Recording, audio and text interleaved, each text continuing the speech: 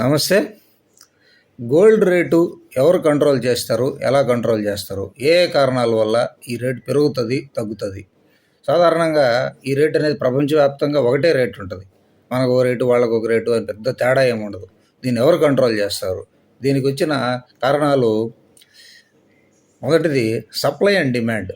మైన్స్లో ఎంత ప్రొడ్యూస్ అవుతుంది, మార్కెట్లో ఎంత కొంటున్నారు, ఈ రెండింటికి బ్యాలెన్స్ ఉందా లేదా? ప్రొడక్షన్ తక్కువ ఉండి ఇక్కడ కొనేవాళ్ళు ఎక్కువ ఉంటే ఈ మైన్ ఓనర్సు వాళ్ళు రేట్లు పెంచేస్తారు. అదే ఒక కారణం. తర్వాత సెంట్రల్ బ్యాంక్ పాలసీస్. ఈ పెద్ద దేశాల్లో సెంట్రల్ బ్యాంక్స్ అని కొన్ని ఉంటాయి. అమెరికాలో ఫెడరల్ బ్యాంకు, అలాగా ఇండియాలో వచ్చేసి ఆర్బీఐ, ఎస్బీఐ. వీళ్ళు అప్పుడప్పుడు టన్నుల కొద్దీ బంగారం కొంటుంటారు. ఎందుకు? వాళ్ళ సేఫ్టీ, స్టోరేజ్ అవసరాల దృష్ట్యా కరెన్సీని ఈ గోల్డ్ రూపంలోకి మార్చి ఇలా చేస్తుంటారు. వాళ్ళు తీసుకునే నిర్ణయాల వల్ల వీళ్ళు డిమాండ్ ఎక్కువ క్రియేట్ చేస్తారు మార్కెట్లో. అది ఒక రీజన్ నుంచి ఉంటుంది. దానివల్ల కూడా గోల్డ్ రేటు పెరగడం, తగ్గడం జరుగుతుంది. తర్వాత ఇన్ఫ్లేషన్ రేటు. ఈ ప్రపంచవ్యాప్తంగా ప్రతి ఒక్క దేశాల్లో ఉన్న ఇన్ఫ్లేషన్ రేట్ అంటే ద్రవ్యోల్బణంలో తేడాలు వచ్చినా సరే గోల్డ్ రేట్స్ బాగా ఫ్లక్చువేషన్స్ అవుతాయి. ద్రవ్యోల్బణం అంటే ఏంది?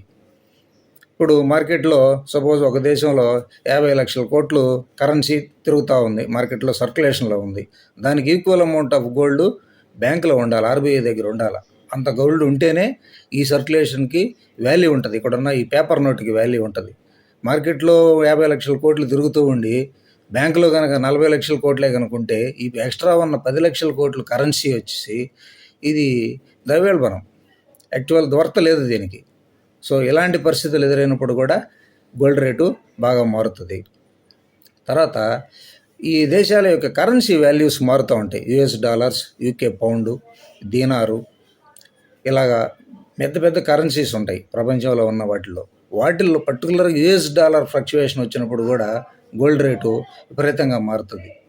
ఇంకొకటి జియో పొలిటికల్ సిచ్యువేషన్ అంటే ఏంటి? ప్రపంచవ్యాప్తంగా రాజకీయ అనిశ్చితులు ఎక్కువగా ఉన్నప్పుడు.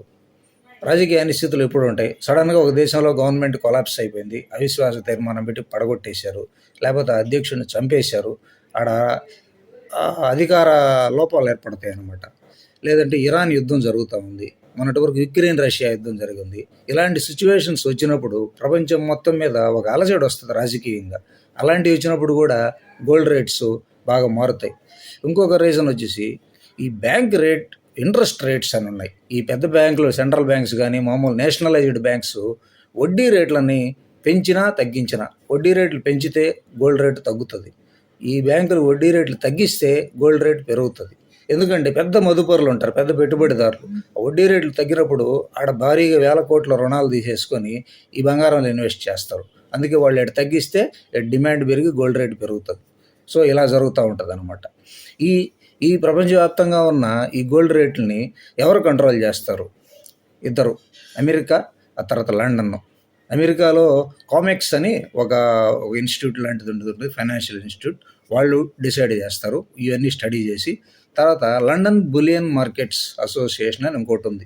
వీళ్ళిద్దరూ రోజుకి 2 సార్లు ఈ రోజు రేటు ఎంత అని ఫిక్స్ చేస్తారు.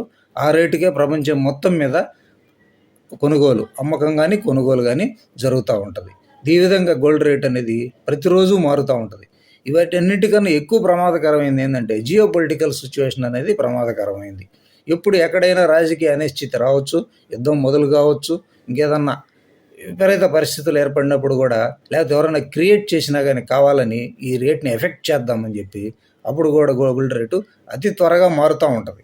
సో మనం ఎక్కువ కొనడానికి ఎగబడితే గోల్డ్ రేటు పెరుగుతూనే ఉంటుంది. మనం కొనకుండా మానేసామనుకోండి, ఎక్కువ కొనేది ఎవరు? ఈ కామన్ మ్యాన్ అనేవాడే ఎక్కువ కొంటుంటాడు. సో మనం కనుక కంట్రోల్డ్గా కొనడం కొద్ది రోజులుగా నాపేస్తే సప్లై ఎక్కువ అవుతుంది, డిమాండ్ తగ్గినప్పుడు ఆటోమేటిక్గా గోల్డ్ రేట్ తగ్గిస్తూ ఉంటాయి. మన వైపు నుంచి, పబ్లిక్ నుంచి కొద్దిగా కొనడం కనుక కంట్రోల్ చేయాలి. చేసినప్పుడు తగ్గే అవకాశాలు కూడా ఎక్కువ ఉంటాయి.